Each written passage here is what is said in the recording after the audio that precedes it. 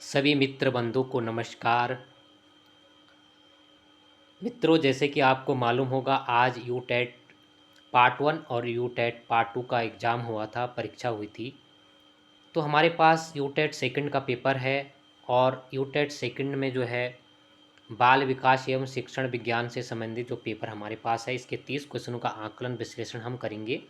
और इसलिए भी करेंगे कि वास्तव में यूटेट का कितना संबंध जो है एलटी में कितना फ़ायदा हमें दे सकता है।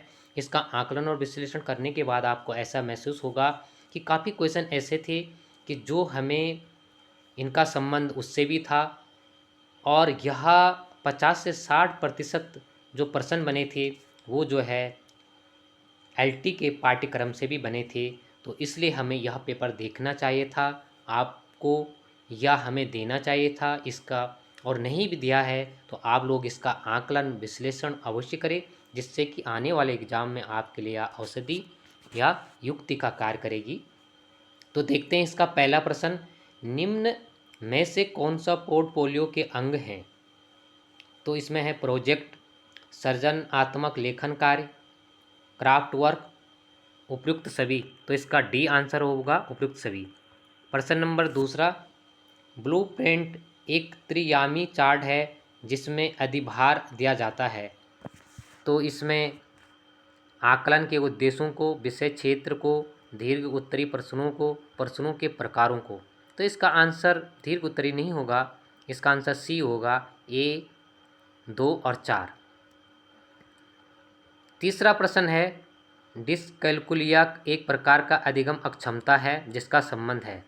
तो यह गणना से संबंधित या गणित से संबंधित होगा।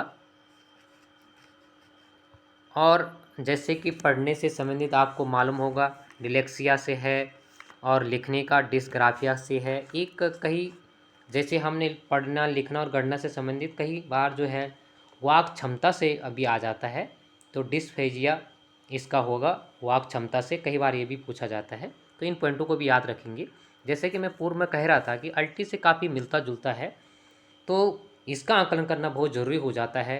क्योंकि अगर आप एकदम से एग्ज़ाम में बैठोगे तो वहाँ पर कई प्रकार से मन में इस प्रकार के क्वेश्चनों का आकलन करना इतना आसान नहीं होता है। लेकिन लगातार आप एग्ज़ाम में, परीक्षा में बैठते हैं किसी न किसी तौर पे, किसी भी एग्ज़ाम में, तो आने वाले एग्ज़ाम में आपके लिए काफ़ी फ़ायदेमंद रहता है। आगे हम चौथा प्रश्न देखेंगे। यदि एक बच्चा शिक्षक द्वारा दिए गए प्रश्न उत्तर याद करता है और स्पष्ट लिखता है, तब उसकी माँ उसे टॉफ़ी देती है या दर्शाता है कि बच्चा, तो ये किससे संबंधित होगा? यह होगा बाह्य रूप से अभिप्रेरित। क्योंकि कार्य करने के उपरांत उसकी माँ जो है उसे कुछ पुरस्कार के रूप में कुछ दे रही है। अगला प्रश्न 5वां नंबर का प्रश्न है, माता पिता से वंशानुगत रूप से प्राप्त जीन के कारण होने वाले विकास जैसे लंबाई एवं वजन, मस्तिष्क, हृदय एवं फेफड़े का विकास इत्यादि, ये सभी भूमिका को इंगित करते हैं। ये 5वां नंबर का प्रश्न है। तो इसमें जैविक प्रक्रियाओं से संबंधित होगा। संज्ञानात्मक, सामाजिक, ये तो हम ले सकते हैं, अपने मन में महसूस कर सकते हैं, तो इससे संबंध नहीं होगा। अगर लंबाई बढ़ रही है, मस्तिष्क का विकास हो रहा है, फेफड़ों से हो रहा है, तो इसका संबंध जैविक से होगा, बायोलॉजिकल प्रोसेसेस से होगा। अगला है 6वां नंबर का, रोहन आत्मसम्मान प्राप्त करने की ओर बढ़ता है। रोहन आत्मसम्मान की ओर बढ़ता है। रोहन आत्मसम्मान प्राप्त करने की ओर बढ़ता है। निम्नलिखित में से कौन सा विकल्प उक्त कथन के संदर्भ में सही होगा? तो यहाँ पर कई बार महसूस ऐसा होता है कि यह कौन सा आंसर इसका सही होगा, लेकिन वास्तविकता यही है कि इसका जो है यह मास्लो का जो है आवश्यकता पद अनुक्रम के आधार पर दूसरा स्तर होगा, इसका डी होगा। क्यों होगा? कि जो मैस्लो ने जो 5 आधार दिए थे, तो उस 5 आधार पर उनकी एक बुक थी जिसमें उन्होंने इन संबंधों को आधार बनाकर किया था, मोटिवेशन एंड पर्सनैलिटी। तो उसमें इन्होंने इसके बारे में उल्लेख किया गया था। और जब हम इसको जानते हैं, इसका विस्तार रूप से वर्णन करने का जानते हैं, तो इसमें 5 सिद्धांत उन्होंने दिए थे, शारीरिक और जैविक या दैहिक।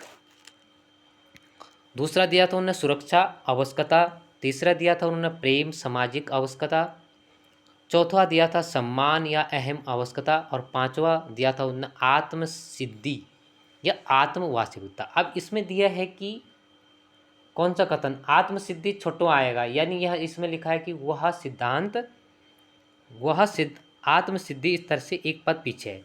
लेकिन फिर इन्होंने इस 5 भागों को 2 भागों में बांटा। अब इन पांचों को 2 भागों में किस आधार पर बांटा? शारीरिक जरूरत, सुरक्षा की जरूरत और सामाजिक तदा अनुमति से संबंधित। इसको इन 3 कारणों, जो 3 पॉइंट थे, इसमें उन्होंने जो है निम्न स्तर की आवश्यकताओं को आधार बनाया था। अब इसमें 2 पॉइंट हैं, सम्मान एवं अहम, और दूसरा है आत्मसिद्धि। तो इसको उन्होंने उच्च क्रम में रखा था। अब यहाँ पर उच्च क्रम नहीं दिया था, इसके मतलब पहला हमारा निम्न क्रम था यानी प्रथम था, और यह अगर उच्च क्रम है तो यह द्वितीय होगा, निश्चित तौर पर यह डी हो सकता है इसमें। जहाँ तक इस क्वेश्चन का विश्लेषण करने के उपरांत दिया है, इसमें कई क्वेश्चन सही भी हो सकते हैं, गलत भी हो सकते हैं। एक सिर्फ मेरा एक आकलन है, इसमें जब आपको आंसर की आएगी तो आप बेहतर रूप से इसका आकलन कर सकते हैं। NEP से बहुत ही नई शिक्षा नीति से बहुत ही महत्वपूर्ण क्वेश्चन बना हुआ है, और एक आधार इस प्रकार से है जैसे LT में क्वेश्चन बनता है। तो ऐसे क्वेश्चन को देखकर कभी अच्छा भी लगता है कि वास्तव में हम अपना आकलन बेहतर रूप से कर सकते हैं। 2020 के किस प्रकार के प्रगति कार्ड की अनुशंसा करती है? तो इसका बी होगा, जैसे कि आपने पढ़ाई होगा, 360 डिग्री समग्र प्रगति कार्ड। 8वां क्वेश्चन है प्रशस्त क्या है? तो यह एक प्रकार से दिव्यांगों हेतु की आरंभिक जांच सूची से संबंधित है। अगला हम 9वां नंबर का प्रश्न देखते हैं कि हार्वर्ड गार्डनर की अवधारणा है। तो हार्वर्ड गार्डनर की जो अवधारणा थी, यह जो है पिछले बार जो है LT में भी पूछा गया था, और यहाँ भी। तो अभी क्षमता सामान्य बुद्धि भी नहीं होगा, अभिरुचि भी नहीं होगा, इसका सी होगा बहुबौद्धिकता। अब बहुबुद्धि जो इसका सिद्धांत है, थोड़ा यहाँ पर कन्फ्यूजन बना होगा, लेकिन आपने अगर इसका अंग्रेजी में अगर ढंग से देखा होगा तो आप इसका आकलन बेहतर रूप से लगा सकते थे। अगला क्वेश्चन है 10वां नंबर का। हम देखते हैं कि अभिक्षमता है क्या? तो अभिक्षमता किसी कार्य को अच्छे से, ये विशिष्ट क्षमताएं हैं, किसी कार्य को अच्छी तरह से करना, बेहतर रूप से करना अभिक्षमताएं हैं। 11वां नंबर का प्रश्न है विद्यार्थियों को पाठ्यक्रम के अंत में दी जाने वाली वार्षिक परीक्षा। तो इसका क्या होगा आकलन, मूल्यांकन, CCE और रचनात्मक आकलन। अब देखते हैं जो आकलन होता है ये निदानात्मक होता है और सुधार के लिए किया जाता है, बालक में सुधार के लिए किया जाता है।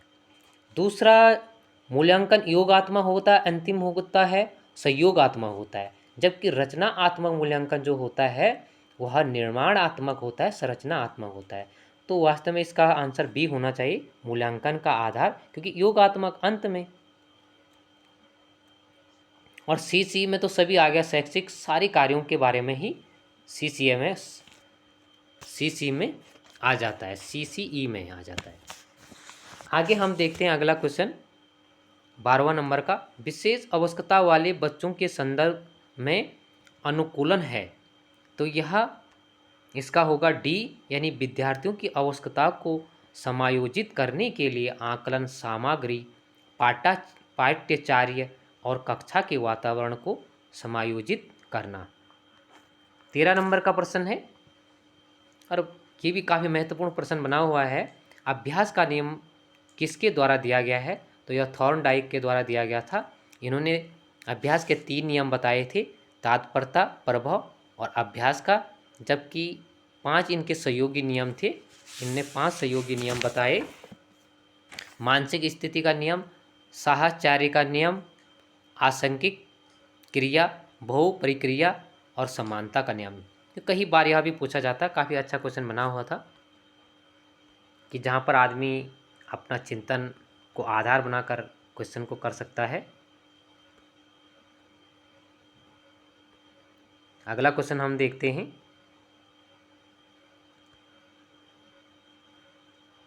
चौदह नंबर का क्वेश्चन,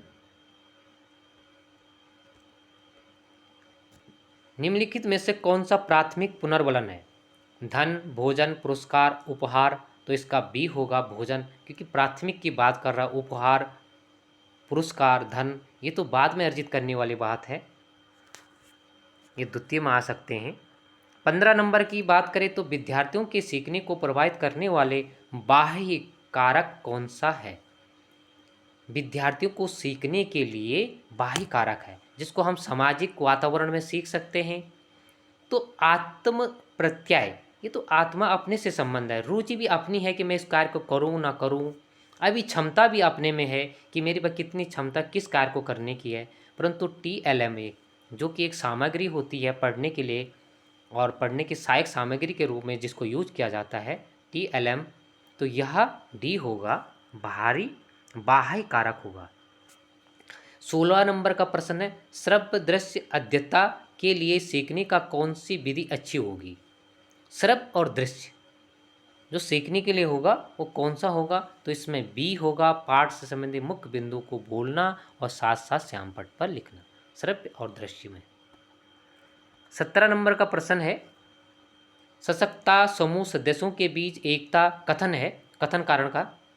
सशक्ता समूह सदस्यों के बीच एकता, बद्धता एवं पारस्परिक आकर्षक को इंगित करती है। व्याख्या है, जैसे जैसे समूह अधिक सशक्त होता है, समूह के सदस्य एक सामाजिक इकाई के रूप में विचार, अनुभव एवं कार्य करना प्रारंभ करते हैं। तो पृथक्कृत व्यक्तियों का समान कम है, तो यह दोनों ही इसका सही होगा, यानी सी, कथन और व्याख्या दोनों ही सही होगा 17 नंबर का। अब देखते हैं 18 नंबर का प्रश्न, चंद्रमा और सूर्य इन दो शब्दों का प्रयोग करते हुए एक कविता बनाइए। यह किस प्रकार का प्रश्न है? स्मरण आधारित, समझ आधारित, विश्लेषण आधारित और सर्जन आधारित। तो यह सी होगा, विश्लेषण आधारित, क्योंकि हम दोनों चीज़ों को मिलाकर एक कविता एक का कार्य कर रही है और इन दोनों चीज़ों को इकट्ठा करके फिर टुकड़ों में तोड़ना उसको संश्लेषण कहते हैं, जबकि यह विश्लेषण है। अगला प्रश्न है 19 नंबर का, निम्नलिखित में से कौन सा संज्ञानात्मक पक्ष एक उदाहरण है? जो संज्ञानात्मक पक्ष का उदाहरण होगा यह होगा तद अनुभूति भी व्यवहार, तद अनुभूति पूर्ण व्यवहार। 20वां नंबर का प्रश्न है, शिक्षक को विद्यार्थियों का आकलन किस प्रकार के प्रश्नों द्वारा करना चाहिए? प्रोजेक्ट पर आधारित, वस्तुनिष्ठ, निबंध आधारित और उपयुक्त सभी। तो इसमें सभी प्रकार से आकलन होना चाहिए विद्यार्थियों का, जैसे कि आपको मालूम होगा। 21 नंबर का प्रश्न है, निम्नलिखित में से कौन सा विकल्प सही है?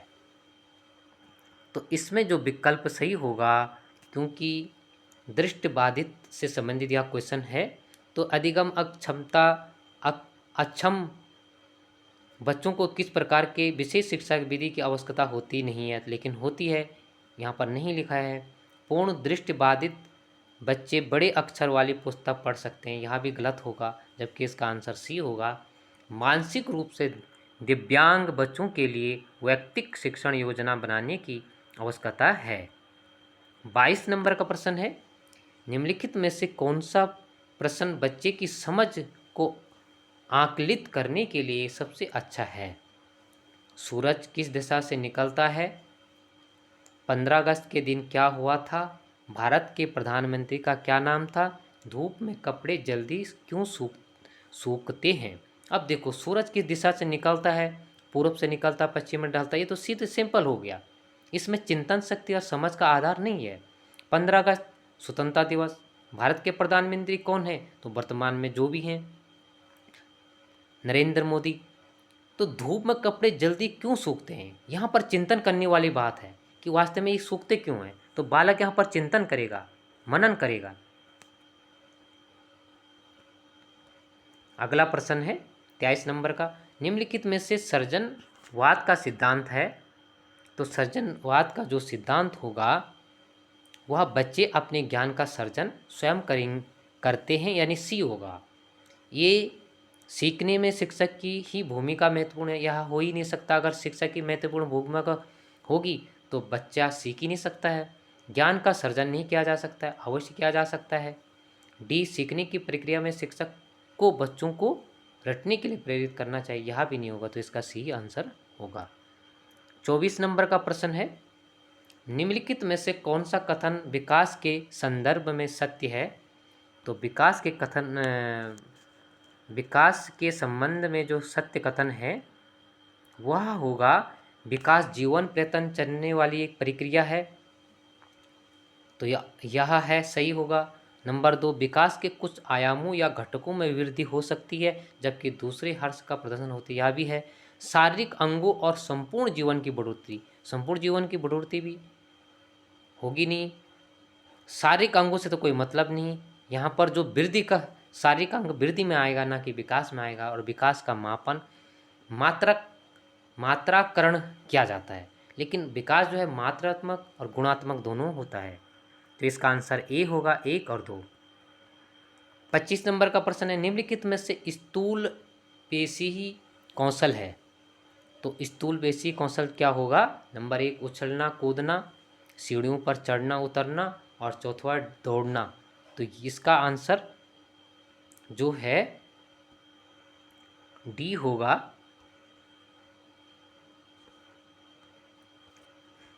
अगला प्रश्न है, क्रिया प्रसूत अनुबंधन किसके द्वारा दिया गया था? तो यह स्किनर द्वारा दिया गया था। जो थॉर्नडाइक का दिया गया था वो प्रयत्न और भूल का दिया गया था, जबकि पावलोव का दिया गया था वह दिया गया था अनुबंध अनुक्रिया का, या शास्त्रीय या क्लासिकल का, तो यह स्किनर का होगा। अगला प्रश्न है, TAT क्या है? अभिक्षमता परीक्षण, व्यक्तित्व परीक्षण, बुद्धि परीक्षण, रुचि परीक्षण, तो इसका आंसर होगा बी, यानी व्यक्तित्व परीक्षण। जो TAT है यह जो है प्रासंगिक अंतर्बोध सिद्धांत है, परीक्षण है, और इसमें जो है 30 कार्ड थे, जैसे कि आपको मालूम होगा। 30 कार्ड के एक कार्ड इसमें खाली था, और खाली जो कार्ड था वो 16वां नंबर का कार्ड इसमें खाली रहता है। सोरसा जो स्याही धब्बा वाला है इसमें 10 कार्ड थे। CAT इसमें भी 10 कार्ड थे। शब्द सहचर्य इसमें 100 शब्दों पर आधारित था। तो ये मुख्य था, ये 4-5 जो है सिद्धांत थे, ये व्यक्ति परीक्षण पर आधारित थे। अगला प्रश्न हम देखते हैं 28 नंबर का, निम्नलिखित में से बच्चों के सामाजिक विकास को प्रभावित करने वाले कारक हैं? तो माता पिता और विद्यालय दोनों हैं, गुणसूत्र नहीं होगा, यह तो जैविक में आएगा, तो इसका सी होगा। 29 नंबर का प्रश्न है, सहयोग एवं प्रतिस्पर्धा को प्रभावित करने वाले कारक हैं? तो सहयोग और प्रतिस्पर्धा जो भारी वातावरण में होता है तो उसको हम समझेंगे। नंबर 1, पुरस्कार संरचना, यह भी होगा। पारस्परिक संप्रेषण, जब पुरस्कार होगा तो यह प्रतिस्पर्धा में यह करेगा। पारस्परिक संप्रेषण, जब हम एक दूसरे से वार्तालाप करेंगे तो यह सहयोगात्मक भावना होगी। पारंपरिकता, एक दूसरे से संबंध रखना, यह भी सहयोगात्मक में आएगा, तो इसका ए होगा, 1, 2, 3। 30 नंबर का प्रश्न है, जेंडर क्या है? तो जेंडर पुरुष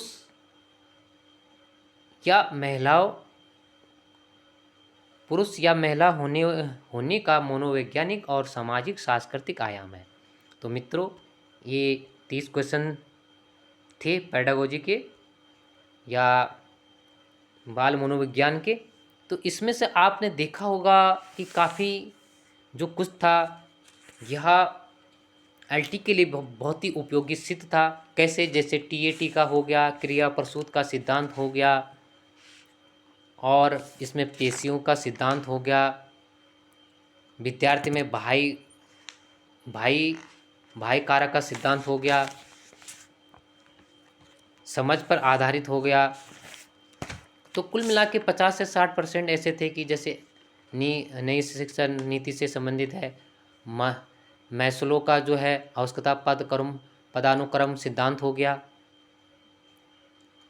हार्वर्ड गार्डनर का हो गया, मूल्यांकन से हो गया,